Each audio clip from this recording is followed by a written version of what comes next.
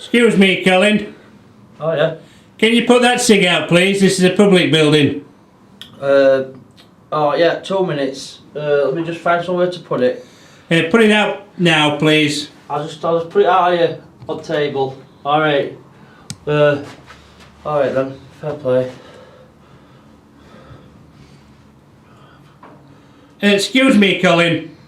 I've just said you're not allowed to smoke in public. It's an e-fag! I'm not causing any harm. Look, I'm just on my e-fag. E-fags! Dead controversial! Are they bad for your health? These little e-fags are really popular. You know, they are an alternative to smoking, or, as the actual manufacturers claim, a stop smoking aid. But an e-fag, you know, are they better for you than a conventional cigarette? Obviously, they're not proven by the government. There's no actual government legislation to say that they're healthier than actually smoking a proper fag. This little device, this little vaporizer, what's it all about? So, obviously, you press this little button here if anyone has never used an e-fag, and there's obviously an heat element inside here to actually warm the liquid up, and it turns into vapour. And what you're doing is you're vaporising. This little button here, where you press that, and it warms up an heating element inside, and then you just inhale. Like that.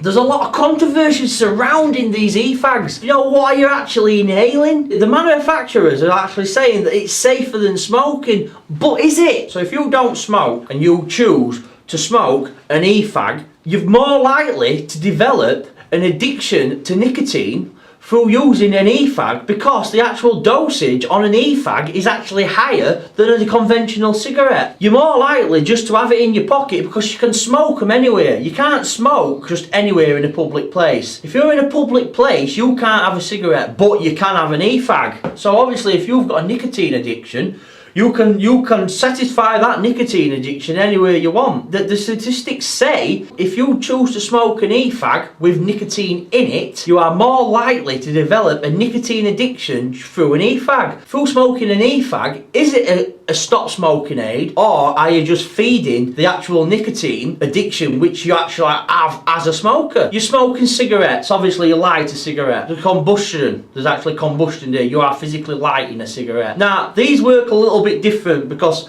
there is no combustion actually involved, i.e. putting a light to it, putting a flame to it. What it does, the heating element vaporizes the actual liquid, so you're turning the liquid into steam, basically, and you're actually inhaling it. Now, I think these devices are a little bit late. Can you remember the smoking ban that were fetched in pubs and clubs in 2007, July 2007? These were not a popular choice back then. If these had been available at the time, right, back in 2007, I do believe there would not have been as many pubs shut through the smoking ban, because the smoking ban back in 2007 shut a vast amount of pubs, clubs and businesses in the UK due to the fact that people couldn't have a pint and just have a cig.